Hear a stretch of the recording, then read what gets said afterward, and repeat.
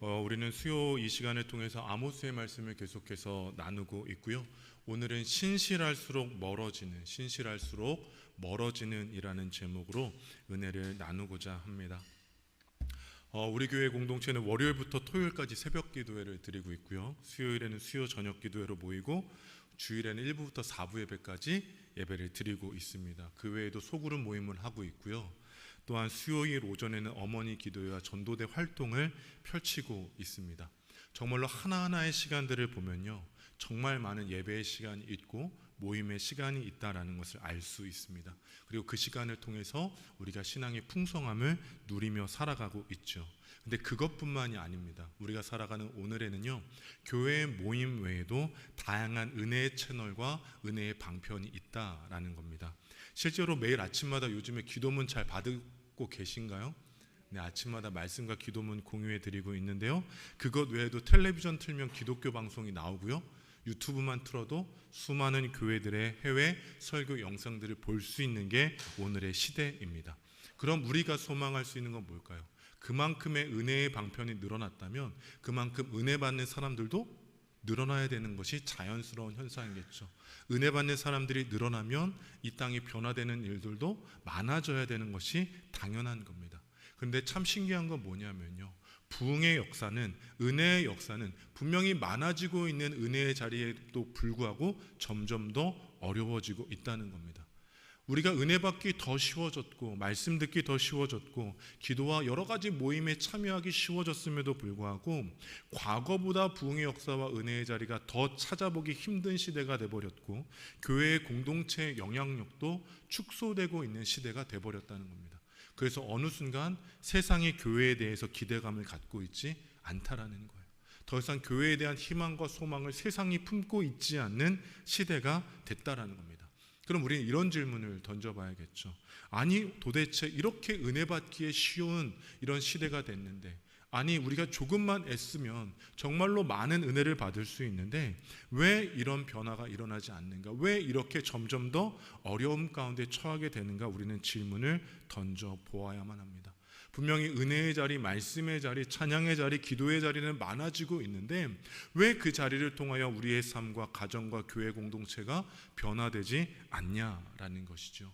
이 질문에 대해서 아모스는 오늘 분명히 이야기하고 있습니다. 오늘 말씀에서 신앙적으로나 종교적으로나 너무나도 풍성했음에도 불구하고 이스라엘은 오히려 하나님으로부터 멀어졌다라고 아모스는 이야기하고 있는 겁니다. 오늘 이 시대와 같죠. 은혜 받기도 너무 좋아졌고요, 말씀 듣기도 너무 좋아졌고 우리가 신앙생활하기 너무 좋아졌는데 오히려 하나님과 멀어지고 있는 이 땅의 현실과 아모스가 있었던 북이스라엘의 현실이 동일했다라는 겁니다. 그래서 오늘 본문의 말씀을 보면요, 당시의 시대적 상황은 어떠했는가? 성소에 사람들이 넘쳐났다라고 이야기를 합니다. 하나님께 드려지는 제물이 풍성했고요, 절기마다 드리는 하나님을 향한 예배가 성대하게 드려졌다라는 거예요. 그래서 오늘 보면 4절의 말씀을 보면요, 아침마다 희생을 드리고요 3일마다 11조를 드리라고 기록되어 있습니다. 이건 하나님의 율법이 아니라, 말씀이 아니라 그것보다 더 많은 것들을 하고 있는 거예요. 하나님의 말씀보다, 하나님의 규례와 율법보다 이스라엘 백성들이 너무나 차고 넘치는 풍성함이 있다 보니까 하나님 앞에 그것들을 드리고 있다라는 겁니다. 그런데 문제는 뭘까요? 아모스 1장부터 계속해서 이야기하고 있는 것이지만 풍성함에도 불구하고 오히려 점점 타락했다는 겁니다. 오히려 풍성하게 신앙생활을 하고 풍성하게 예배를 드리고 풍성하게 하나님 앞에 제물을 드리고 있음에도 불구하고 오히려 이스라엘의 영적인 타락은 점점 더 심각해져 가고 있었다라고 이야기를 하고 있어요. 그래서 오늘 본문 4절로 5절까지의 말씀을 보면 아모스가 이스라엘을 향해서 이렇게 이야기하고 있습니다. 본문 4절로 5절까지의 말씀 함께 읽겠습니다. 너희는 베델에 가서 범죄하며 길갈에 가서 죄를 더하며 아침마다 너희 희생을 3일마다 너희 11조를 드리며 누룩 넣은 것을 불살라 수은제로 드리며 낙헌제를 소리내어 선포하려무나 이스라엘 자손들아, 이것이 너희가 기뻐하는 바니라 주 여호와의 말씀이니라. 아멘. 하나님께서요 아모스를 통해서요 우회적으로 말씀하고 계시는 거예요. 너희가 이 땅 가운데 풍성함으로 예배를 드리고 있는데 오히려 범죄를 날마다 더하고 있구나라고 우회적으로 풍자해서 말씀하고 계십니다. 지금 하나님께서 말씀하신 베델과 길갈은 어떤 곳입니까? 베델과 길갈은요, 이스라엘에게는 신성한 장소였고 거룩한 장소였습니다. 베델은요, 야곱이 하나님의 음성을 들었던 곳이에요. 그리고 그 베델은 북이스라엘의 중앙 성소, 그러니까 가장 중요한 핵심적인 장소에서 예배드리던 곳이었습니다. 길갈은 어디입니까? 여호수아가 약속의 땅에서 처음 진쳤던 곳이고 온 백성이 처음으로 예배를 드렸던 장소입니다. 그래서 사무엘도요, 매년마다 베델과 길갈과 미스바를 방문했을 정도로 베델과 길갈이라는 장소는 신앙적으로 너무나도 중요한 장소였다는 거예요. 근데 하나님이 말씀하시죠. 베델에 가서 뭐 하라는 겁니까? 범죄하라는 겁니다. 길갈에 가서 뭐 하라는 겁니까? 죄를 더하라는 겁니다. 왜요? 그들의 종교적인 행위와 신앙적인 행위가 부족했기 때문이 아니라 도리어 그것 때문에 하나님으로부터 멀어지고 있다라고 주님께서 우회적으로 말씀하고 계신 거예요. 아모스를 통해서 너희가 베델에서 길갈에서 풍성하게 하나님을 예배드리고 있음에도 불구하고 너희들의 실제적인 믿음의 삶은 나로부터 멀어지고 있구나라고 말씀하고 계신 겁니다. 신실하지만 오히려 하나님으로부터 멀어지고 있다는 거예요. 은혜를 받고 있는데 하나님으로부터 멀어지고 있다는 거예요. 분명히 하나님을 향한 전심의 예배가 있는데 오히려 하나님으로부터 멀어지고 있다는 겁니다. 왜 그럴까요? 본문 1절의 말씀을 보면 이렇게 기록되어 있어요. 너희는 힘없는 자를 학대하며 가난한 자를 압제하며 가장에게 이르기를 술을 가져다가 우리로 마시게 하라 하는도다. 무엇입니까? 예배는 너무나도 뜨겁게 풍성하게 드림에도 불구하고요, 삶의 현재에서는 너무나 죄된 인생을 살아가고 있었다라는 거예요. 종교적으로는 신실했지만 세상적인 삶의 자리에서는 하나님과 멀어지고 있었다라는 겁니다. 1517년 가을입니다. 독일의 비텐베르크 근교의 작은 마을인데요, 어느 주일에 마을의 농부 한 명이 지금까지 피땀 흘려서 모았던 은전을 다 모아다가 성당 앞에 섭니다. 사람들이 길을 길게 서 있는 거예요. 그리고 그 농부도 그 뒤에 줄을 따라 섰습니다. 정말로 없는 살림 가운데도요, 모든 것을 끌어다가 헌금을 하려고, 헌물을 드리려고 그 자리 가운데 있었던 거예요. 근데 그 자리 가운데 이런 소리가 들립니다. 도미니코 수사했던 요한 테첼이 이렇게 이야기하는 거예요. 동전이 궤에 떨어지는 짤랑 소리를 내는 순간 여러분들의 부모와 여러분들의 영혼은 그 연옥의 불길 속에서 구원을 받게 될 겁니다 라고 이야기를 하는 겁니다. 무슨 말일까요? 당시에 독일에요, 그 성당을 짓기 위해서, 정말로 성전을 짓기 위해서 많은 수도사들이 면죄부를 팔았던 겁니다.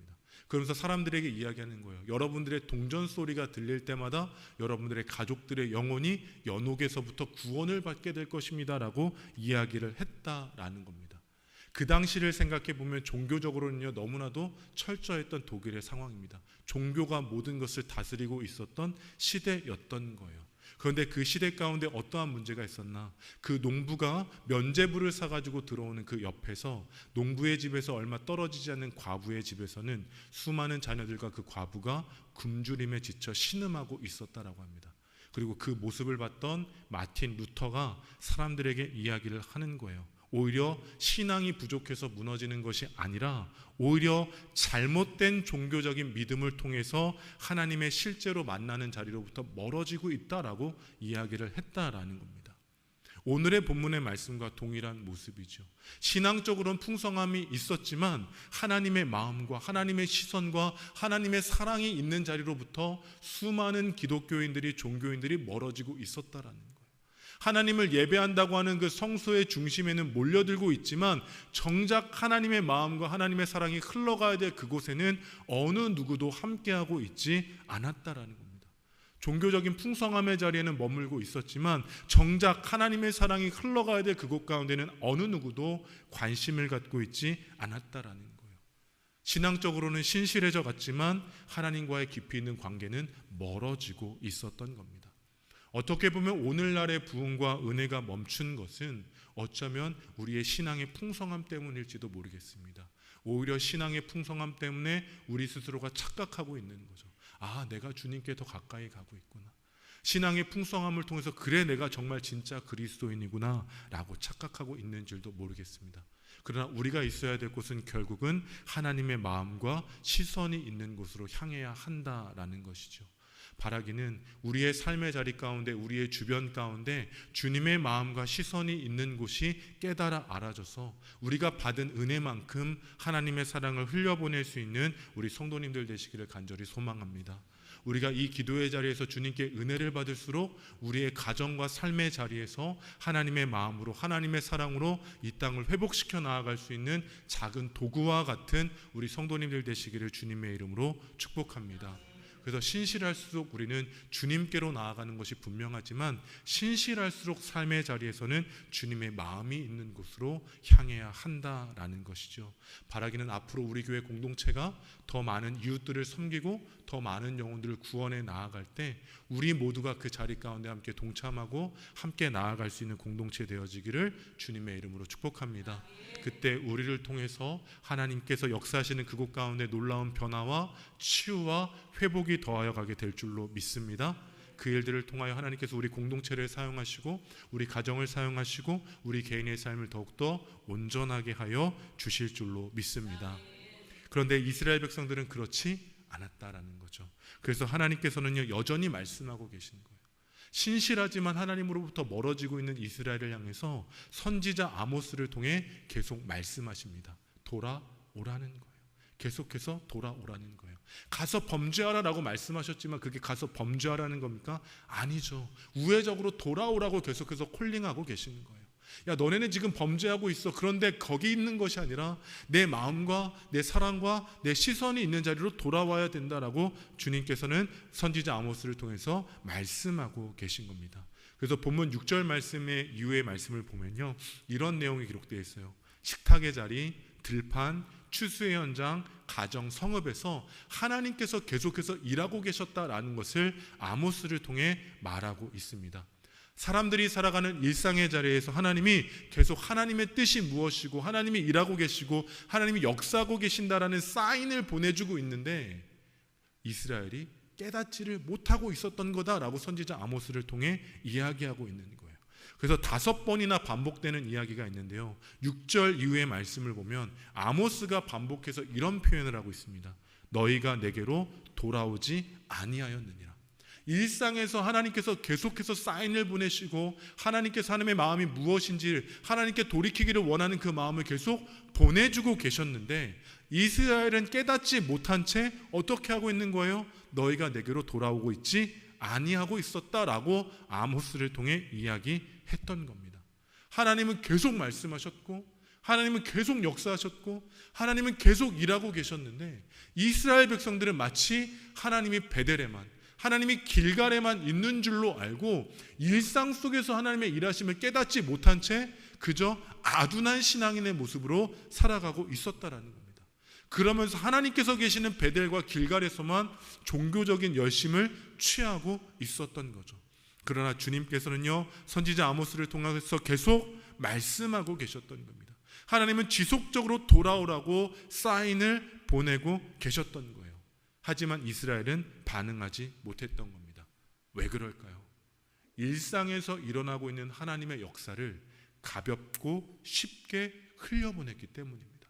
하나님께서 우리의 일상 가운데 일하고 계신데 영적으로 깨어있지 않기 때문에 그 부르심과 그 일하심이 나를 향한 하나님의 역사인지를 깨달아 알지 못했던 거예요.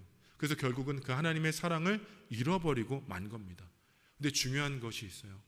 그럼에도 불구하고 하나님께서는 이스라엘을 포기하지 않았다라는 겁니다. 베델과 길갈에서만이 아니라 일상 속에서 식탁의 자리에서 들판에서 추수의 현장에서 가정에서 성읍에서 계속적으로 역사하셨는데 깨닫지 못하는 이스라엘을 향해 포기하지 않고 끝까지 돌아오기를 원하는 마음으로 부르고 계셨다라는 거예요. 과거에 담당했던 청년의 이야기입니다. 이 청년은 모태신앙이었고요.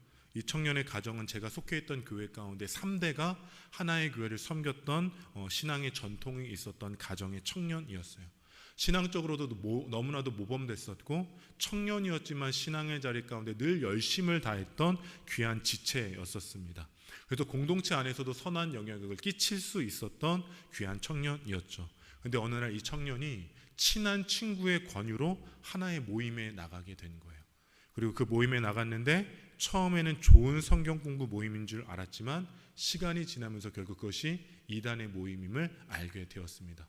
근데 알게 된 그때는요, 결국 그 청년이 이단에 깊이 빠져들어간 상태였던 거예요.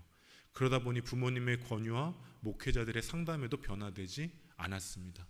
이단의 교리가 왜 잘못된 건지, 그 사상이 왜 문제된 건지를 하나하나 다 조목조목 설명하고 설득했지만 설득되지 않았던 거예요. 긴 시간이 지나도 변화되지 않았습니다. 수년이 지났어요. 정말로 그 이단에서 빠져나오지 못해서 결국에는 갈등과 어려움도 지속되었습니다. 그런데 그 부모님이요, 일상에 있었던 모든 것을 포기하고 그 청년을 위해서 모든 것을 걸었습니다. 그 이단에서 빠져나오게 하도록 모든 일들을 집중했어요. 끊임없이 바른 신앙이 무엇인지 권면했고 계속 사랑했고 질책하고 책망하기보다는 왜 이단에 빠졌는지를 다그치기보다는 끊임없는 사랑과 관심과 신앙으로 권면하고 아침과 저녁으로 말씀과 기도를 계속해서 하면서 정말로 취할 수 있는 모든 방편을 취해서 그 청년을 정말로 섬겼습니다. 정말로 그 자녀가 이단 가운데 계속 머물지 않고 빠져나올 수 있도록 할 수 있는 최선을 다했던 거예요. 그리고 결국 그 최선을 다한 그 부모의 열심은 그 청년의 마음의 회복을 이루었고 그 청년은 다시 공동체로 돌아와서 신앙생활을 열심히 잘 하고 있습니다. 근데 그 시간은 결코 짧지 않았던 거예요. 일상의 삶까지도 포기하면서 어떻게 해서든 그 자녀를 돌이켜야 한다라는 부모의 간절함이 있었기 때문에, 그 사랑이 있었기 때문에 결국에는 회복될 수 있었던 겁니다. 저는 이 부모의 부름심과 정말로 그 애씀과 그 노력이 하나님의 마음과 같다라고 생각을 했어요. 너희가 내게로 돌아오지 아니하였느니라. 그런데 하나님은 끝까지 포기하지 않으시는 거죠. 왜요? 이스라엘을 끝까지 내려놓을 수 없었기 때문입니다. 하나님께서는 이스라엘을 사랑하셨고 그들을 끊임없이 사랑하셨고 그래서 돌이키기를 원하는 마음으로 계속해서 선지자를 통해 말씀하고 계셨던 거예요. 그런데 이 부르심과 이 역사는 이스라엘만을 위한 하나님의 부르심일까요? 아닙니다. 오늘 우리를 향한 계속적인 말씀도 있다라는 거예요. 우리의 일상에서도 지속적으로 반복적으로 우리 가운데 말씀하고 계십니다. 우리의 삶이 혹여라도 하나님으로부터 멀어졌다면 돌이키기를 원하는 마음으로 부르시는 거예요. 지금 이 자리 가운데 온 것이 끝이 아닙니다. 일상 속에서도 우리를 향한 부르심이 있다라는 것이죠. 바라기는 오늘 이 시간 우리 안에 영적 분별력이 날서 있는 영성으로 깨어나서 일상 속에서도 하나님의 부르심의 자리, 하나님의 인도하심 자리 가운데 철저히 순종하며 하나님의 뜻을 이루어갈 수 있는 우리 모두가 되어지기를 주님의 이름으로 축복합니다. 또한 우리에게 주시는 사명을 깨달아 알기를 원해요. 우리의 가정 가운데, 우리의 주변의 이웃들과 가족들 가운데 아직 주님께로 돌아오지 못한 영혼이 있다면 포기해서는 안 됩니다. 정말로 그 영혼을 향한 끝없는 사랑을 통해서 정말로 그 영혼이 주님의 자녀로서 다시 한번 세워지는 그날까지 우리의 삶의 전부를 들여 영혼을 구원하는 일에 정말로 최선을 다할 수 있는 우리 성도님들 되시기를 예수님의 이름으로 축복합니다. 사랑한다면 전해야 되는 거고요. 사랑한다면 포기할 수 없다라는 겁니다. 바라기는 우리 가운데 허락되어진 그 구원의 은혜를 통해 나를 포기하지 않으시는 그 하나님의 사랑을 기초로 정말로 우리의 가정과 우리의 가족과 형제들 가운데 예수 그리스도께로 다시 돌아오는 그 구원의 은혜가 시작되어지기를 예수님의 이름으로 축복합니다. 마지막으로 오늘 말씀을 보면요, 지속적으로 말씀하시는 그 가운데 우리를 돌이키기를 원하시는 가운데 우리가 어떤 삶의 모양을 가져야 할지 12절 말씀에서 말씀하고 계십니다. 다 함께 본문 12절의 말씀을 마지막으로 함께 읽어보겠습니다. 그러므로 이스라엘아, 내가 이와 같이 내게 행하리라. 내가 이것을 내게 행하리니 이스라엘아, 내 하나님 만나기를 준비하라. 아멘. 돌이키기를 계속 반복해서 말씀하셨던 하나님께서요, 선지자 아모스를 통해 말씀하시죠. 내가 이렇게 행할 터이니 뭐 어떻게 하라고요? 하나님 만나기를 준비하라라고 요청하고 있다라는 거예요. 이스라엘을 향해서 하나님이 말씀하십니다. 야, 너희가 나를 만나는 걸 준비해야 돼. 근데 참 신기하죠. 이스라엘은 신앙적으로 베델에서 길갈에서 엄청난 예배를 드리고 있었습니다. 그런데 준비되어 있지 않았다라는 거예요. 자신들은 신앙적으로 종교적으로 최선을 다해 화려한 예배를 드렸지만 그것이 결코 하나님과 만나는 자리가 아니었다라는 겁니다. 그럼 우리에게 요청하는 그 하나님과의 만남은 진짜 어떻게 준비되어져야 할까요? 우리가 하나님을 만나기 위해서는요, 우리 일상의 분주함과 바쁨과 열심을 멈춰야만 합니다. 우리 일상에서 하나님을 만나기 위해서는요, 세상적인 분주함을 멈출 줄 아는 신앙이 필요하다라는 거예요. 바라기는 일상 가운데 너무 분주함 가운데 빠져서 신실하지만 하나님 가운데 멀어져 있다면 우리의 그 바쁨과 일상과 분주함을 멈추고 우리를 향한 주의 말씀을 듣는 우리 성도님들 되시기를 간절히 소망합니다. 정말로 멈춤의 시간이 필요해요. 왜요? 이 시대는 너무나도 빠르게 흘러가고 있기 때문입니다. 너무나도 치열하게 속도감 있게 흘러가고 있기 때문이에요. 그러나 그 바쁨과 속도감 속에서도 잠시 멈추어 우리를 향한 하나님의 말씀을 듣고 분별할 수 있는 주의 사람 되어지기를 간절히 소망합니다.